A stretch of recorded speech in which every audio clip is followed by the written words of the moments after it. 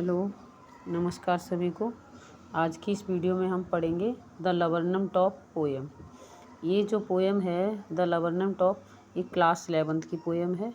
इसके जो ऑथर हैं वो हैं टेड ह्यूगिस। तो टेड ह्यूगिस के बारे में हम जान लें थोड़ा सा। टेड ह्यूगिस ने इसके बारे में एक्सप्लेनेशन दी है और इनके बारे में जाने तो इनका जो बॉर्न है वो 17 अगस्त 1930 को हुआ था।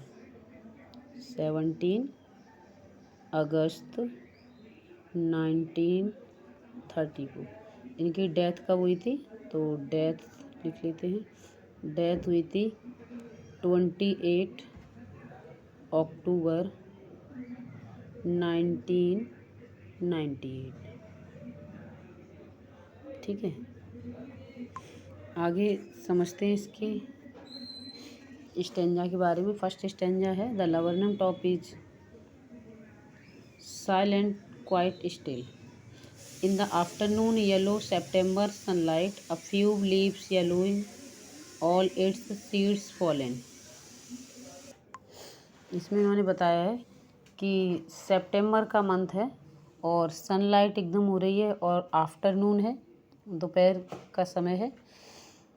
जो लवर्नम ट्री है यानी कि अमलतास का पेड़, वो एकदम शांत है, बिल्कुल साइलेंट है। उस पर कोई भी चहल पहल नहीं है। उसकी जो लीव्स हैं वो बिल्कुल येलो कलर की हो गई हैं और उसके सीड बिल्कुल गिर चुके हैं, झड़ चुके हैं। नेक्स्ट वाले स्टेंजा में देखते हैं। इसमें बताया है उन्होंने till the goldfinch comes with a twitching chirp a suddenness, a startlement at a branch end, then sleek as a lizard and alert and abrupt.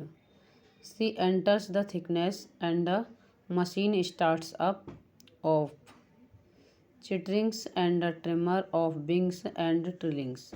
The whole tree tremors and thrills. It is the engine of her family. She stalks it full, then flit out to a branch end, showing her weird face identity mask.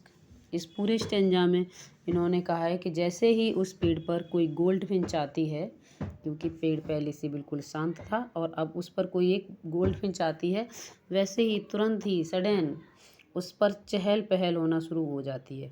उसके जो बच्चे हैं वो एकदम चहचहाना शुरू कर देते हैं और जो गोल्ड फिंच है वो एकदम लिजार्ड के जैसे दिखती है, एकदम सॉफ्ट उसकी स्किन, और वो एकदम अलर्ट होती है, एकदम चौकन्नी रहती है। और वो जैसे ही एंटर करती है उस ट्री के अंदर, तो वो एक मशीन की तरह काम करती है। जैसे कोई मशीन जैसे चलना शुरू करती है तो शोर होना शुरू हो जाता है। तो जैसे ही वो एंटर करती है उसके जो बच्चे हैं वो चहचहाना शुरू कर देते हैं, जोर जोर से ऊंची ऊंची आवाज़ें निकालना शुरू कर देते हैं। तो पूरा पेड़ जो है एकदम जीवंत हो उठता है और उसमें जो गोल्ड फिंच है वो एक इंजन का काम करती है अपनी फैमिली के लिए। मतलब कि वो फैमिली में एक इंजन की तरह है।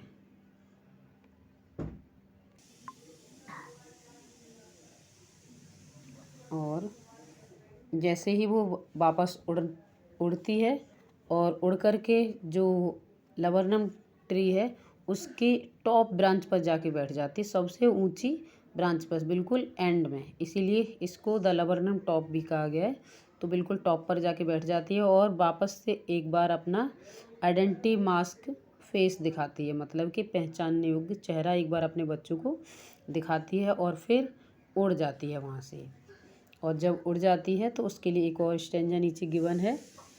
Then with eerie delicates whistle trip whispering she launch away towards the infinite and the laburnum subsides to empty. इसमें कहा गया है कि वो वहाँ से एकदम ऊंचे आकाश की तरफ उड़कर चली जाती है और फिर से जो लवर्नम टॉप ट्री है वो एकदम शांत हो जाता है।